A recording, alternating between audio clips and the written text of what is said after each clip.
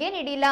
ಇದೇ ಕಾರಣಕ್ಕೆ ಜುಲೈ ತಿಂಗಳ ಪಡಿತರ ಸಾಗಣೆಯನ್ನ ನಿಲ್ಲಿಸಲು ಶಿವಮೊಗ್ಗ ಜಿಲ್ಲೆಯ ಸಗಟು ಮತ್ತು ಚಿಲ್ಲರೆ ಪಡಿತರ ಸಾಗಾಣಿಕೆ ಗುತ್ತಿಗೆದಾರರು ತೀರ್ಮಾನಿಸಿದ್ದಾರೆ. ಈ ಕುರಿತು ಇಂದು ಶಿವಮೊಗ್ಗದಲ್ಲಿ ನಡೆದ ಪತ್ರಿಕಾಗೋಷ್ಠಿಯಲ್ಲಿ ಸಂಘದ ಮುಖಂಡರಾದ ಜಗನ್ನಾಥ್ ಮಾಹಿತಿ ನೀಡಿದರು.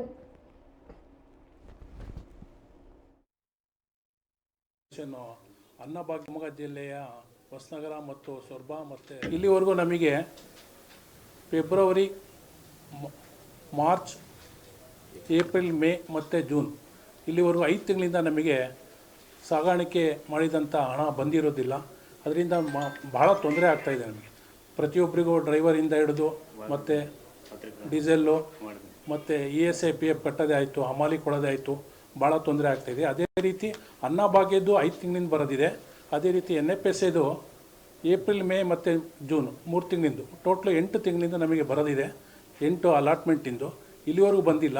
ಅದೇ ರೀತಿ ಗೌರ್ಮೆಂಟಿಗೆ ವತಿಯಿಂದ ನಾವು ಈ ವಿಷಯನ ಮುಟ್ಸೋಕ್ಕಾಗಿ ಇವತ್ತು ನಿಮ್ಮ ಮುಖಾಂತರ ಮುಟ್ಸೋಣ ಅಂಥೇಳಿ ಈ ಒಂದು ನಿಮ್ಮ ಸನ್ನಿಧಾನಕ್ಕೆ ಬಂದಿದ್ದೀವಿ. ಈ ವಿಷಯನ ಗೌರ್ಮೆಂಟಿಗೆ ಮುಟ್ಟಿಸಿ ನಮಗೆ ಭಾಳ ತೊಂದರೆ ಆಗ್ತಾ ಇರೋದ್ರಿಂದ ಹಣವನ್ನು ಬಿಡುಗಡೆ ಮಾಡಿ ಕೊಡಬೇಕು ಅಂತ ಈ ಮೂಲಕ ಗೌರ್ಮೆಂಟಿಗೆ ನಿಮ್ಮ ಮುಖಾಂತರ ಕೇಳ್ಕೊಳ್ತಾ ಇದ್ದೀವಿ.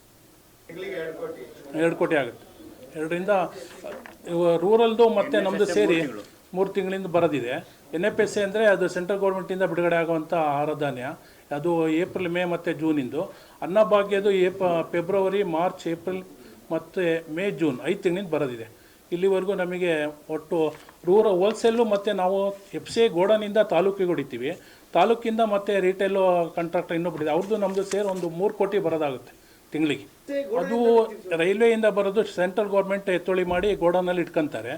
ಅಲ್ಲಿ ಗೋಡನಲ್ಲಿ ಅವ್ರು ಸೆಂಟ್ರಲ್ ಗೋಡನಲ್ಲಿ ಇಟ್ಕೊಳ್ಳೋದ್ರಿಂದ ನಾವು ಅಲ್ಲಿಂದ ಸ್ಟೇಟ್ ಗೌರ್ಮೆಂಟಿಂದ ಅಲ್ಲಿಂದ ಎತ್ತೊಳಿ ಮಾಡ್ಕೊಂಡು ತಾಲೂಕು ಹೆಡ್ ಕ್ವಾರ್ಟರ್ಗೆ ಹೊಡಿತೀವಿ. ಇಲ್ಲಿವರೆಗೂ ನಮಗೆ ಫೆಬ್ರವರಿ,